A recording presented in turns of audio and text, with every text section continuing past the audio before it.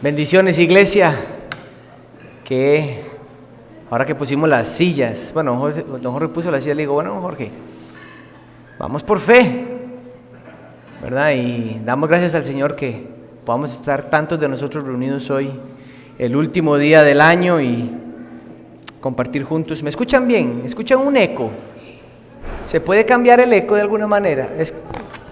No puedo pegarme el micrófono más porque no tengo cinta.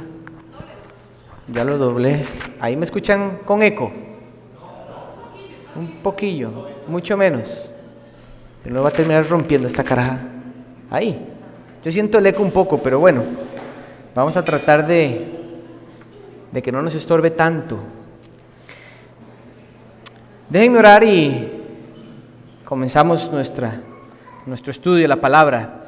Señor, queremos darte gracias por la oportunidad de estar aquí, Señor, y queremos rogarte que nos concedas entendimiento, ilumines nuestras mentes, nuestros corazones para ver la grandeza de nuestro Señor Jesús y a la misma vez nuestra necesidad de Él, y que de nuestros corazones brote agradecimiento, deleite por ti, confianza en ti, dependencia en ti, Señor, seguridad en ti. Gracias por este año que en algunas horas está por acabarse. Si es tu voluntad de que lleguemos hasta esas horas para ver el año culminar y poder empezar un año nuevo, te damos gracias por eso, pero si decides otra realidad para nosotros, te damos también la honra y la gloria porque tú eres soberano sobre nuestras vidas. Así que te pedimos que podamos tener reflexión en nuestros corazones y me ayudes para mí enseñar tu palabra, Señor, con convicción y gratitud también. En el nombre de Jesús, amén y amén. Puedo pedirle que abra su Biblia conmigo en la primera carta de Juan, capítulo 4. Primera de Juan, capítulo 4.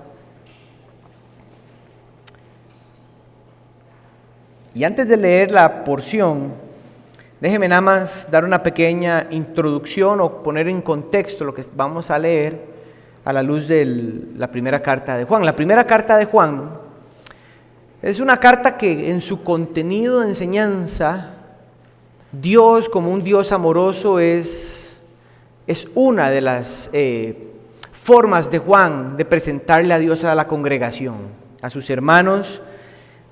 Juan quiere que vean y comprendan el gran amor que Dios ha tenido con nosotros y que se vea uno de sus atributos tan maravillosos como es el amor. Pero también es una carta que infunde seguridad al creyente. Si usted quiere crecer en el entendimiento y la seguridad que usted puede tener en Cristo Jesús, Primera de Juan es una carta para eso. Es una carta que infunde la seguridad para el creyente. Déjenme nada más recordarnos algunas cosas. En el capítulo 1, Juan, por ejemplo, le enseña a la iglesia que hay pecado en nosotros. De que el que dice que no tiene pecado miente, ¿verdad? Pero Dios ha dispuesto una seguridad ante la realidad de pecado para nosotros. Y es que si confesamos nuestros pecados, Él nos limpia y es justo para perdonarnos. Primera de Juan 1:9.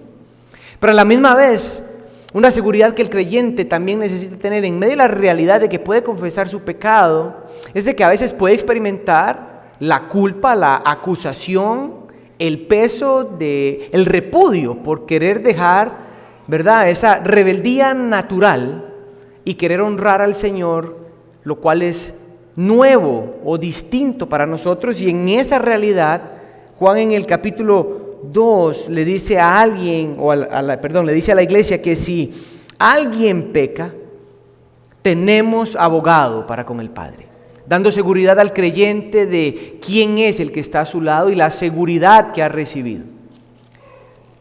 Y así usted puede pasar y llegar al capítulo 3, donde dice cuán grande amor el Padre ha tenido con nosotros, que nos ha hecho sus hijos, y dice Juan de manera segura, eso somos para darle al creyente seguridad. Entonces, la carta de Juan es una carta para dar seguridad al creyente. Es una carta que Juan busca que el amor por el Señor, el deleite por el Señor, sea tan grande que abandonen la idolatría.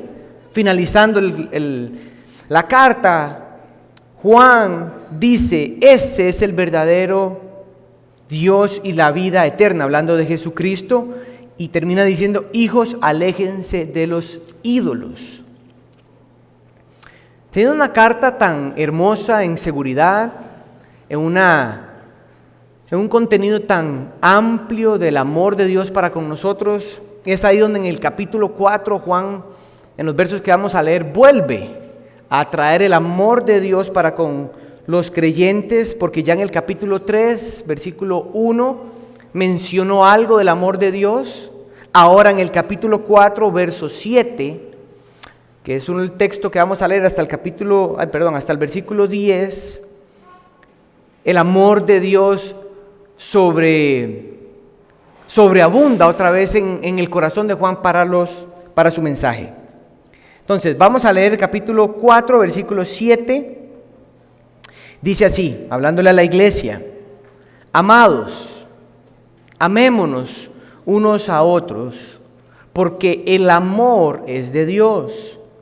Y todo el que ama es nacido de Dios y conoce a Dios. El que no ama no conoce a Dios, porque Dios es amor. En esto se manifestó el amor de Dios, en que Dios ha enviado a su Hijo unigénito al mundo para que vivamos por medio de Él. Versículo 10, en esto consiste el amor, no en que nosotros hayamos amado a Dios, sino en que Él nos amó a nosotros y envió a su Hijo como propiciación por nuestros pecados. Como punto de culminación en lo que está diciendo, en el verso 11, Juan dice: amados, si así nos amó Dios, también nosotros debemos amarnos unos a otros. Es claro que dentro de la exhortación o en la instrucción de Juan aquí, los unos a los otros como el reflejo de la experiencia del amor de Dios es claro. Pero yo no voy a tomar esa verdad como principal en el pasaje. Ya les voy a explicar cuál va a ser la idea que yo creo que el pasaje nos puede transmitir para una reflexión cuando un año está por terminar y va a empezar uno. Yo creo que usted y yo sabemos que cuando termina un año o está por acabarse un año, algunas personas procuran mirar hacia atrás en el tiempo y recordar algunas cosas que vivieron, buenas, no tan buenas, algunas mejorcitas que otras. Hay como una reflexión automática en muchos de nosotros en un año así. Muchos de nosotros recordamos eventos generalmente muy tristes en estas temporadas también. Lo que pasa es que interesantemente ahora como que las redes sociales le facilitan el trabajo, ¿verdad? Algunas de ellas te hacen hasta resúmenes de las fotos que usted subió para que usted haga ese ejercicio como más rápido.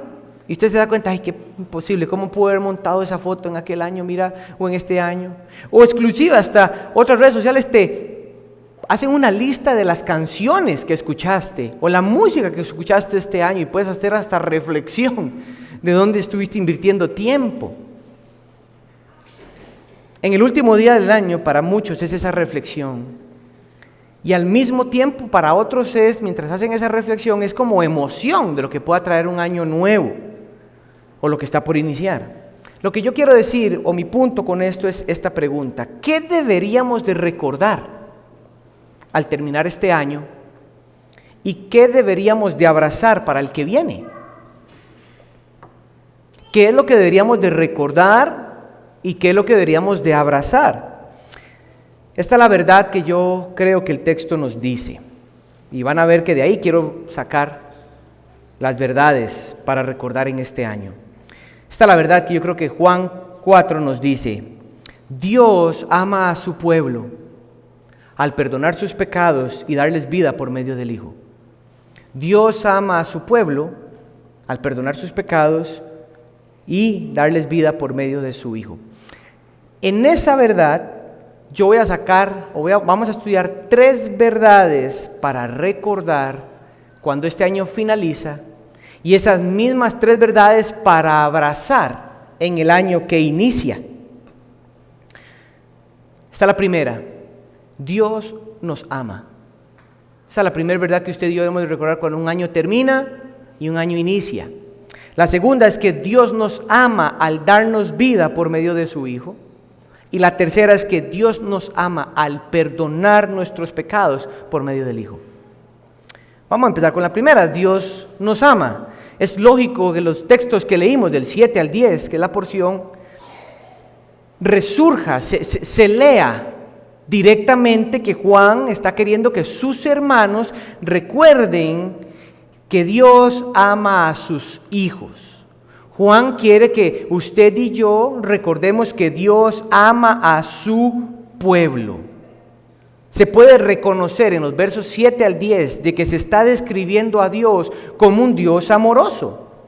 Uno de sus atributos que envuelve todo su ser junto con otros atributos. Por ejemplo, el amor de Dios es un amor santo. Ahí está su santidad y su amor juntos, inseparables. Otro ejemplo sería que la justicia de Dios es santa. Un atributo suyo junto con otro atributo se mezclan o están juntos, para decirlo de alguna manera. La idea de Juan, que podría resaltar su santidad, podría resaltar su misericordia, podría resaltar su bondad, todo eso Juan en su mente lo toma en un atributo como el amor. Juan quiere resaltar el amor como un atributo que el pueblo de Dios debe recordar siempre, pero que al mismo tiempo, cuando se recuerda que Dios ama a su pueblo, Juan automáticamente le está enseñando a sus oyentes y a nosotros que es Dios mismo de quien surge, de quien se puede o por medio de quien se puede experimentar el amor.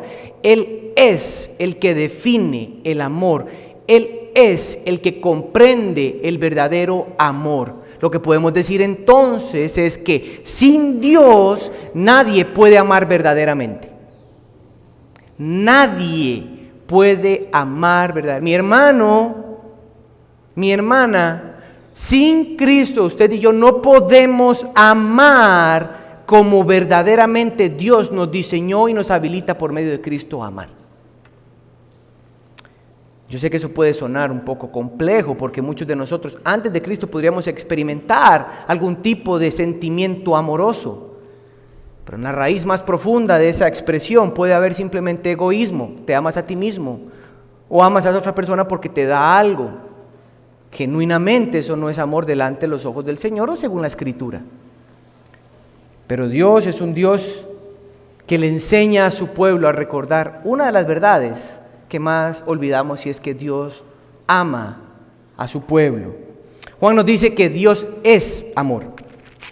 Dios o el amor es de Dios. Dice la misma expresión que Dios manifestó su amor. Dice que el amor consiste en que Dios nos amó a nosotros primero, antes de que nosotros hayamos imaginado o experimentado amar a Dios. En el capítulo 3, versículo 1, Juan nos dice que Dios tiene tal amor por nosotros que nos ha hecho sus hijos. Todas estas expresiones es para saber y recordar, iglesia, el amor incondicional, un amor perfecto, pleno de nuestro Dios para cada uno de nosotros.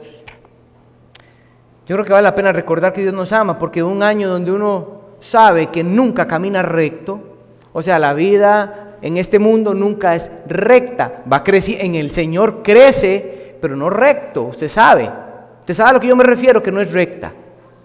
Usted sabe que a veces se ve como un carrusel esta cosa, ¿verdad? Pero crece, pero va. Y aunque usted y yo podemos reconocer, si examinamos nuestra vida por un momento en este año, puede ser que el amor de Dios haya sido un elemento que tal vez pudimos haber perdido en algún parte del momento del año. Bueno, el amor de Dios, para recordar, es un amor que nunca cambia, porque Dios no puede cambiar. Además de que si Él dice que Él ama a su Hijo, lo cual es cierto, y por medio del Hijo Él nos ha adoptado como sus hijos y nos ha hecho nuevas criaturas para estar con Él, por medio del Hijo a quien Él ama, es lógico concluir que Dios nos ama exactamente como ama a su Hijo. Entonces Dios no puede cambiar. Si Dios cambiara, en algún punto podría dejar de amar a Cristo. Pero eso sabemos que es imposible.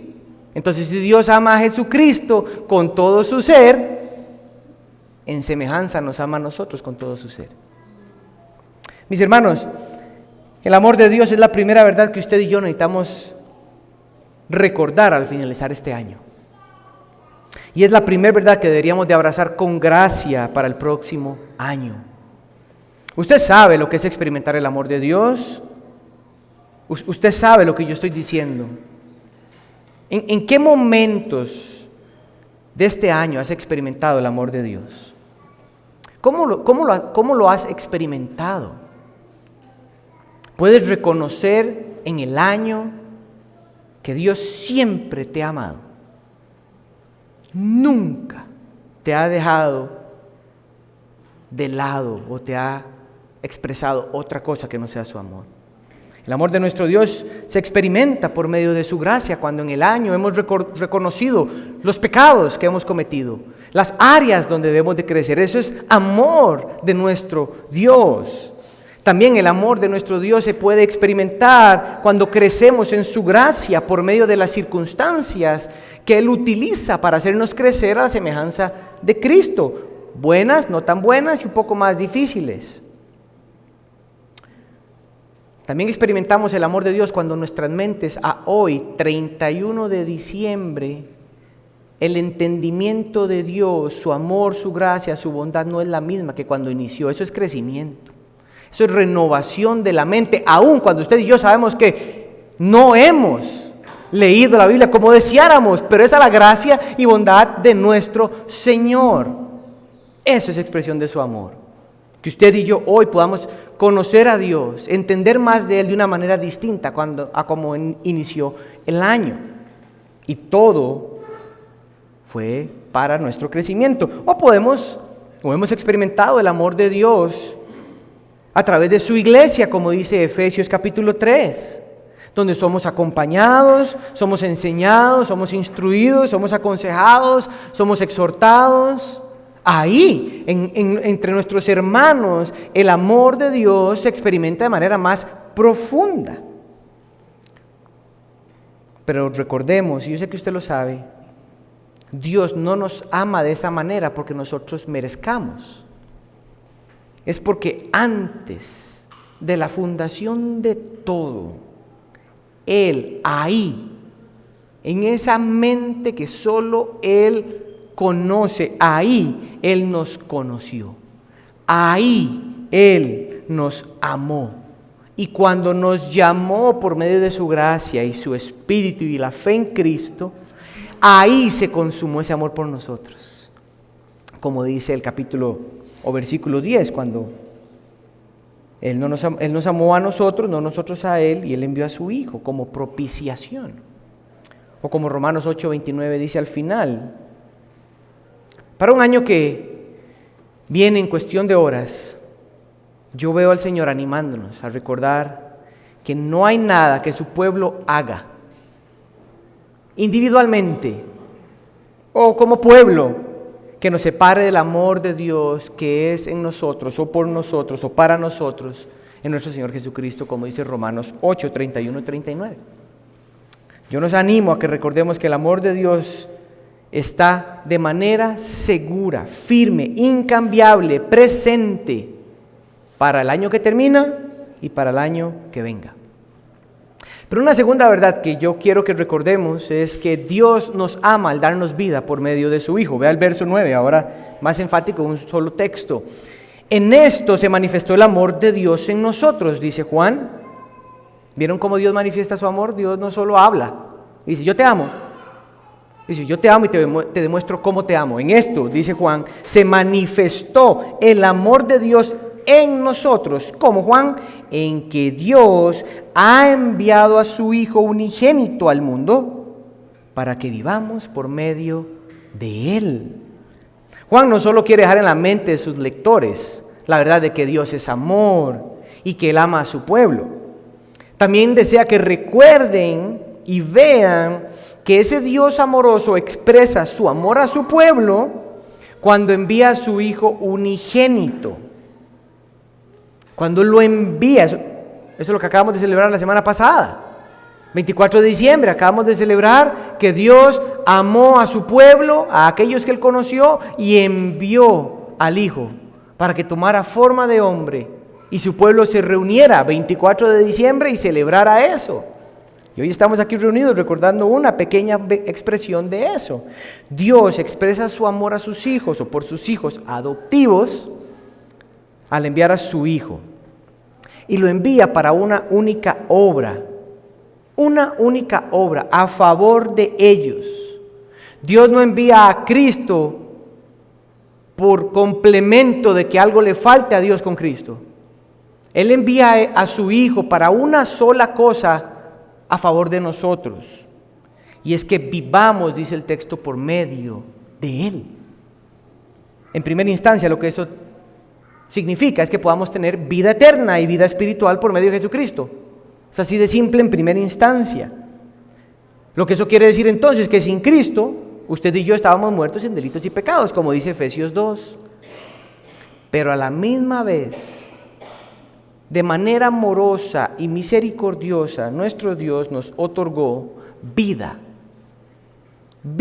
espiritual, vida verdadera, vida en comunión diaria y directa con Él. Pero Dios no solo quiere que tengamos una seguridad de que tenemos vida en Él, allá con Él, sentado. Él quiere que experimentemos esa vida que nos ha dado aquí y ahora, para que nuestras vidas hoy puedan disfrutar del regalo de lo que va a ser pleno cuando estemos delante de Él. Por un lado, Dios, o vivir por medio de Cristo ahora, significa que nuestra vida se vive para los propósitos del Señor, quien murió y resucitó por nosotros, como dice Pablo a los Corintios en su segunda carta, en el capítulo 5. También para que seamos transformados a la imagen de Cristo, como dice Romanos 8, 28 y 29. Para que nosotros podamos ver la gloria del Señor cada vez más,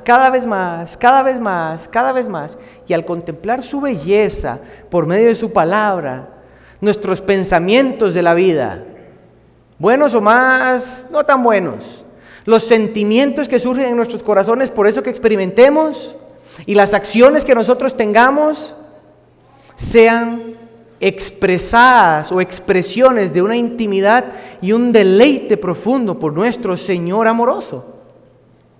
Eso no hace la vida más simple, porque la vida en este lado del mundo no va a ser simple, pero la hace deleitosa, con gozo, la hace con esperanza, con gratitud, y produce perseverancia y obediencia al Señor, que al final es para que vivamos para su gloria, como dice 1 Corintios 10:31. Dios nos da vida por medio de Cristo para que el propósito de nuestra vida sea su gloria. Y yo sé que esa expresión en este contexto de Iglesia La Gracia es como normal, vivimos para su gloria. Yo sé que, y yo entiendo lo que usted dice con eso. Pero vivir para su gloria es no solo hacer todo lo que sabemos que a Él le honra. Vivir para su gloria tiene beneficio para nosotros y es poder experimentar su gracia. ¿Saben qué significa eso? Que nunca hay día que nuestro Dios se decepcione de nosotros. Nunca hay día de que nuestro Señor diga: oye Andrés, esta es la cuarta vez que te digo que no hagas eso, voy a quitar mi cara y voy a esperar a que usted vaya allá a la esquina, quédese allá Andrés, y cuando hayas cumplido tu castigo, yo te voy a traer a mí otra vez. Eso no existe, iglesia. Pero usted sabe que en un año usted probablemente ha experimentado algo como eso.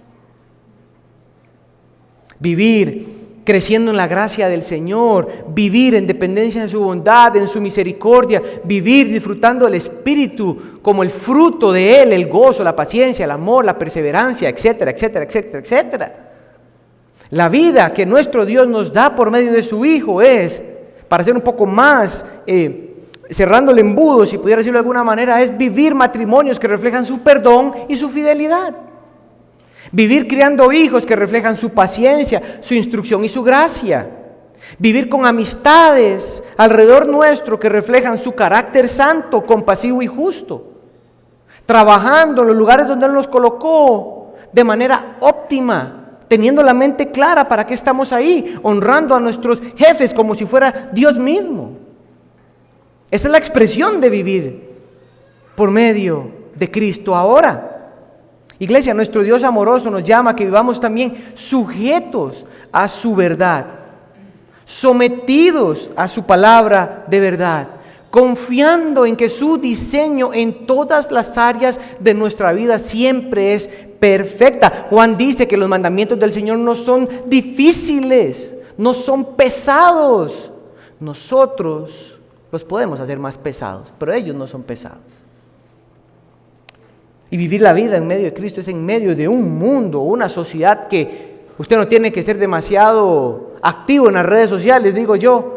Con solo poner cualquier canal televisivo a las 6 de la tarde, usted se va a dar cuenta que en este mundo cada vez más el diseño original y la verdad de Dios se pierde. Un mundo que va a hacer todo lo que pueda para que usted y yo nos distanciemos de la verdad de Dios y abracemos cualquier otra cosa que el mundo pueda llamar verdad. Pero si no nos distanciamos, el mundo va a hacer todo lo que pueda, nuestro pecado va a hacer todo lo que pueda para que distorsionemos esa verdad, que a la final, ya sea distanciarse o distorsionarlo, es alejarnos de la verdad de que Él nos ama o que nosotros podamos amarlo como Él quiere que lo amemos. Vivir por medio de Cristo es reconocer que solo Dios y su palabra verdadera nos dan vida. Solo ahí está el aire y el oxígeno. Podemos disfrutar a Dios por medio de la creación, pero la creación no nos da la capacidad de vivir para Él. No son las cosas que tenemos, que tanto amamos y disfrútelas porque Dios nos las dio para nuestro deleite, dice Pablo a Timoteo.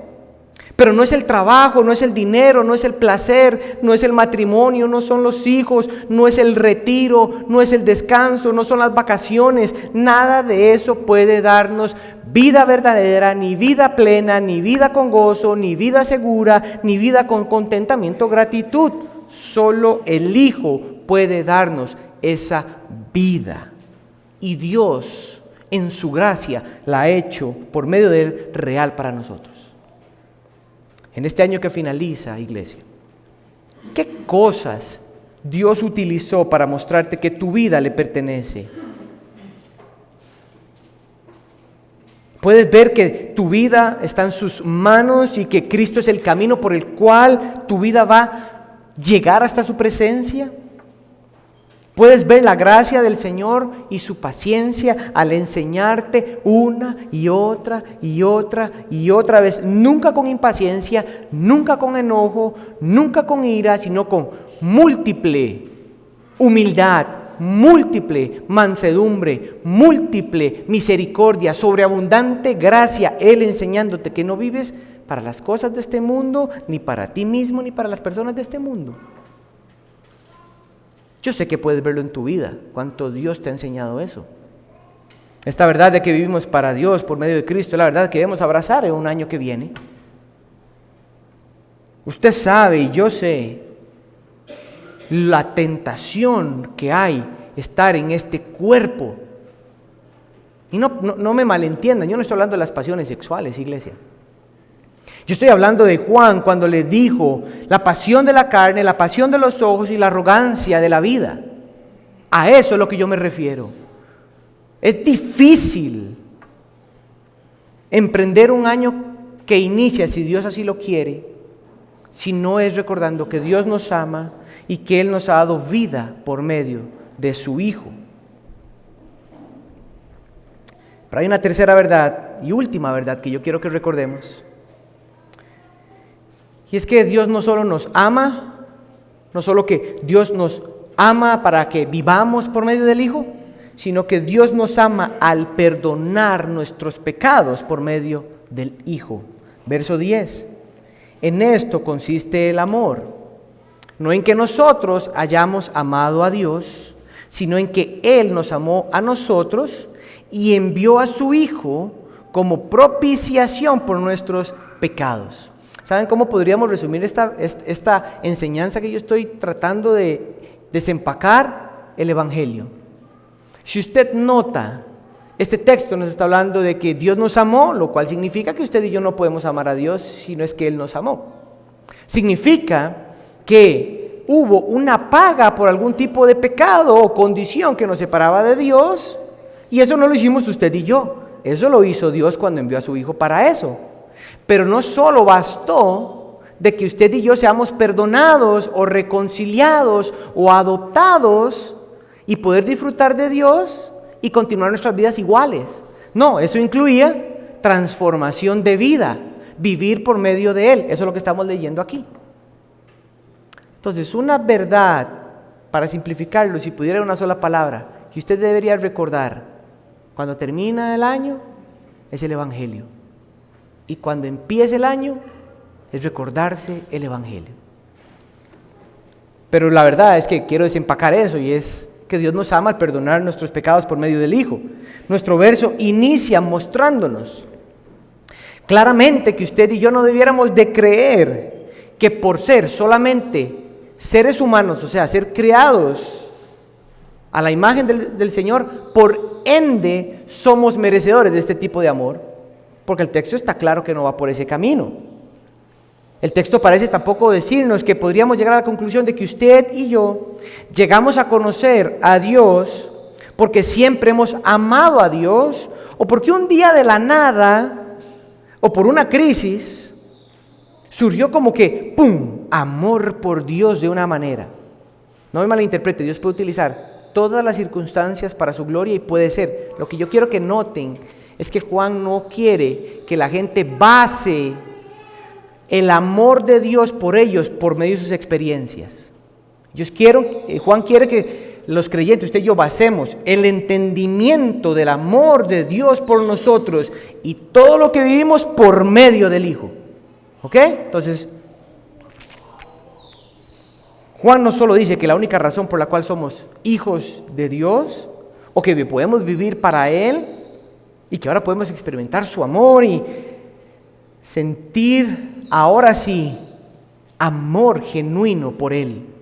Ahora sí, con el Espíritu morando en nosotros, ahora sí, mis hermanos, nosotros sí podemos, por la gracia del Señor, levantarnos un día completamente oscuro y sentir una esperanza que controla nuestra mente y nuestro corazón, que nos hace ir a su palabra o escuchar, como hemos cantado, canciones que hablan su palabra y nos infunden un aliento para que lo que vemos gris se vuelva luz.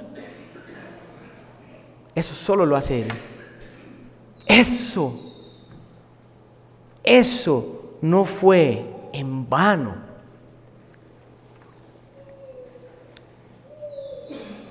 Él dice que Él nos amó a nosotros. Él nos amó primero. Y la forma de amar de este Dios amoroso, dice el verso 10, que fue enviando a su Hijo. A su Hijo como propiciación por nuestros pecados. Esta es la idea de pago. Él envió a Jesús como el pago, como la ofrenda para liberar a los esclavos del pecado, para liberarlos de esa condición de esclavitud, que lo único que podía ser natural para ellos es el mal, aún en medio de las cosas que parecen buenas o pueden verse moralmente buenas. La maldad estaba, pero Jesús es el libertador, quien pagó con su vida, con su sangre y con su cuerpo la deuda que estaba de nuestro lado, que heredamos de Adán, y esa condición nos separaba eternamente de Dios. Y por lo que sabemos de la Escritura, es que nadie por sí mismo puede o podría cambiar esa realidad. Pero nuestro amoroso Dios, Él sí sabía, siempre supo, ya estaba claro en su intimidad trinitaria de que Él cambiaría la realidad para nosotros. Es Él, y Él envía a su Hijo, al Dios hecho hombre, para rescatar a los pecadores. Y ese rescate es perdonando sus pecados por medio de su vida, su muerte y su resurrección. Jesús, nuestro libertador, nuestro salvador, por su obra, nos ha justificado. Esa palabrilla de 31 puede terminar el 31 de diciembre sin una palabrilla teológica. Pero justificado básicamente es que somos hechos justos. O sea, significa que sin la justicia de Cristo seríamos injustos. Ahora, delante del gran juez del tribunal del Señor, Jesús, por Él tomar nuestro lugar, nos ha hecho justos.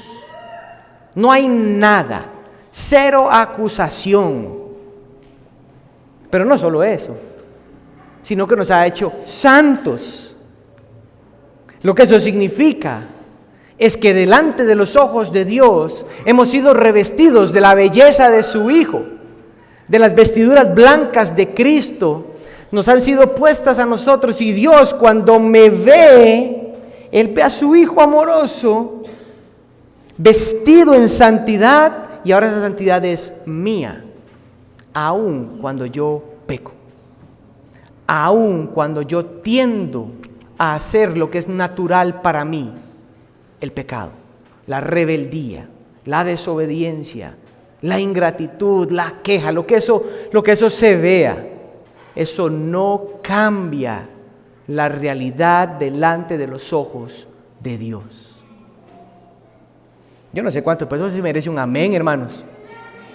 Usted sabe cuántas veces, piénselo usted en su vida, cuántas veces en este año usted o yo por X circunstancia nos hemos sentido sucios, lo cual es cierto, es parte de la consecuencia, pero nos hemos sentido sucios, como indignos delante de Dios, porque no hemos hecho lo que tenemos que hacer, y Él parece que nos vuelve a ver con una expectativa de haga. ¿Cuántos de nosotros hemos experimentado algo como eso este año? Usted y yo sabemos que en algún grado, de alguna manera, en algún momento hemos experimentado algo como eso. Pero esa no es la realidad de la Biblia. La realidad de la Biblia es que usted delante de Dios es su Hijo amado. Y Él te ha revestido y me ha revestido de su santidad, no de tu santidad, de su santidad. Y ahora podemos vivir para Él. Amén. Pero Juan no solo quiere mostrarnos esa gran obra de amor de Dios, sino que esta verdad de que Dios ama a sus hijos al perdonarlos por medio de su gran Hijo y único Hijo amado es también una verdad para experimentar aquí y ahora. Déjenme expandir un poco esa idea, pero si hay algo que nos engaña en múltiples maneras en cuanto al amor de Dios, en cuanto a la bondad de Dios, en cuanto a la misericordia de Dios y en cuanto al perdón genuino de nuestros pecados, es el pecado presente aún en nosotros. Esa tendencia aún dentro de nosotros, que muchas veces culpa. Es automático lo que sale de tu corazón o del mío. Condenación. Sentirnos indignos. Y comienza a haber en nuestra mente un tipo de pensamiento, porque nunca va a llegar a la mente, siempre empieza por la mente, hay algún tipo de pensamiento, y ese pensamiento puede ser bueno, tal vez Dios esta vez sí cambió conmigo. Y empiezan esas mentiras, bueno, tal vez. Y ya esos sentimientos y ya esos pensamientos comienzan a producir en nuestra vida como algún tipo de endurecimiento, algún tipo de enfriamiento, algún tipo de orgullo piadoso, porque ¿quién soy yo para acercarme al Señor?, etcétera, etcétera. Y usted comienza como a divagar en eso. Eso se debe a nuestro aún pecado remanente. La pregunta es, ¿con qué verdad le recordamos a nuestra mente que ya eso no es verdad de Dios para con nosotros? Bueno, Dios te ama y te ha perdonado tus pecados por medio del Hijo.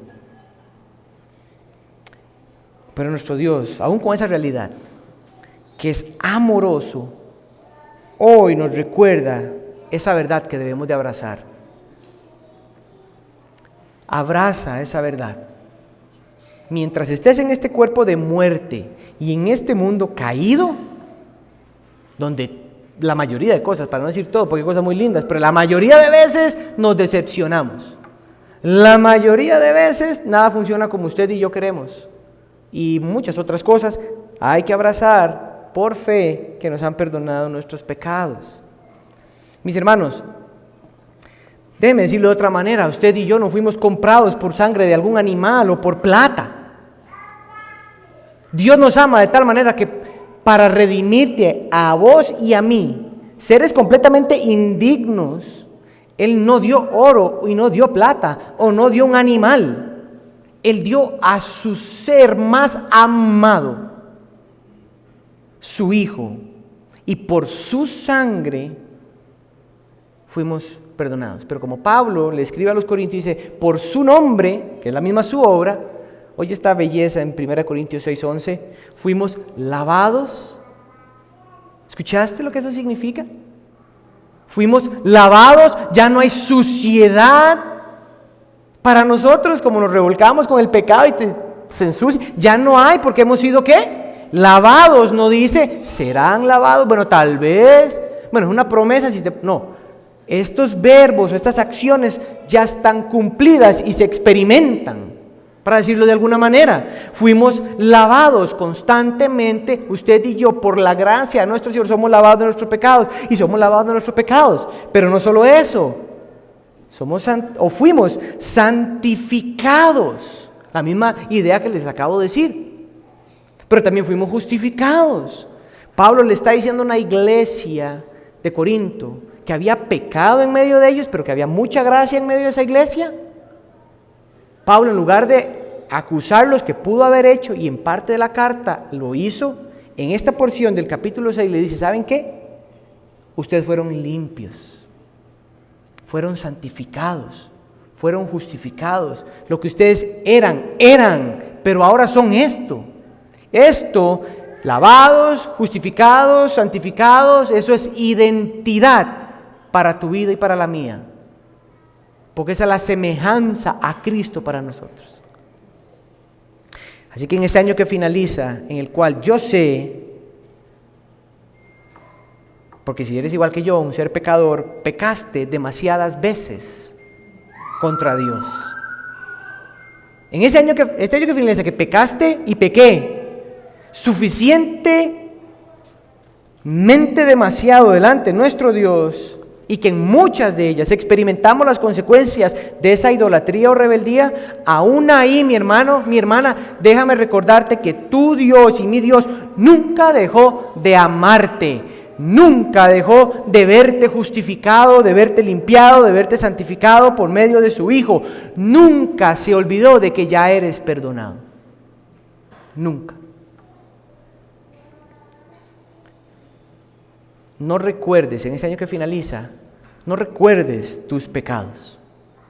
Recuerda el perdón de tu Dios amoroso por cada uno de ellos.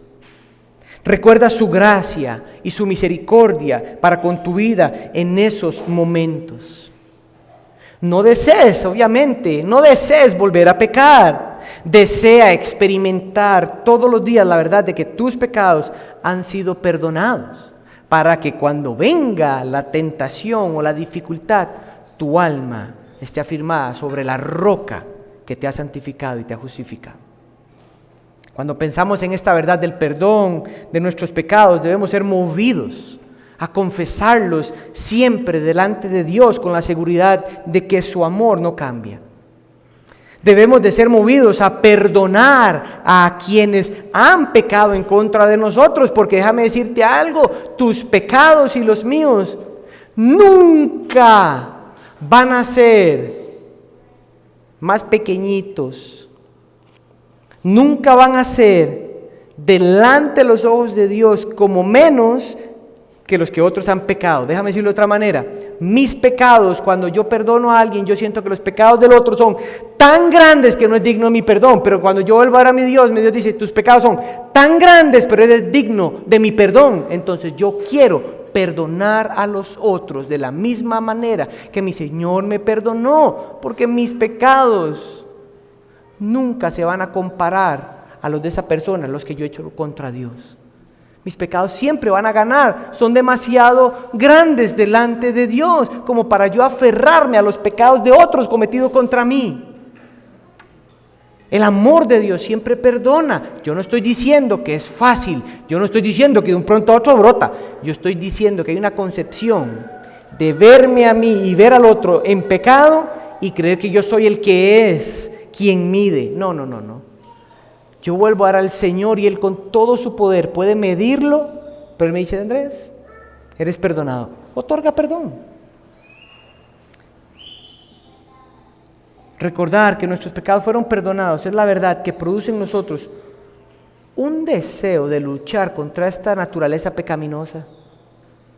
Produce un deseo de luchar, un deseo de conocer más al Señor y a la misma vez su palabra, para que en ese conocerlo al Señor, en medio de saltos y brincos en dependencia de su gracia, luchamos y perseveramos, y nuestra concepción de Él, nuestro deleite en Él aumenta. Pero a la misma vez eso comienza a desembocar en un amor por nuestros hermanos, que dentro de nosotros probablemente se han olvidado de esta verdad en su vida. ¿Te has puesto a pensar cuántos hermanos en Iglesia La Gracia han olvidado esta verdad en su vida durante un año? Fuera de pensar solo en ti. Recordar que nuestros pecados fueron perdonados. No es un asunto teológico, intelectual, o sea, de conocimiento. Es la verdad que trae vida, trae seguridad, gozo, santidad, devoción, deleite, dependencia, obediencia, gratitud, confianza en nuestro Señor, que en la cruz Él dijo: consumado es. Se acabó, lo hice, lo completé por ellos. Esa es una verdad para recordar este año. Esa es una verdad para abrazar al año que viene. Iglesia, que el Dios amoroso, quien te ha dado vida nueva en Cristo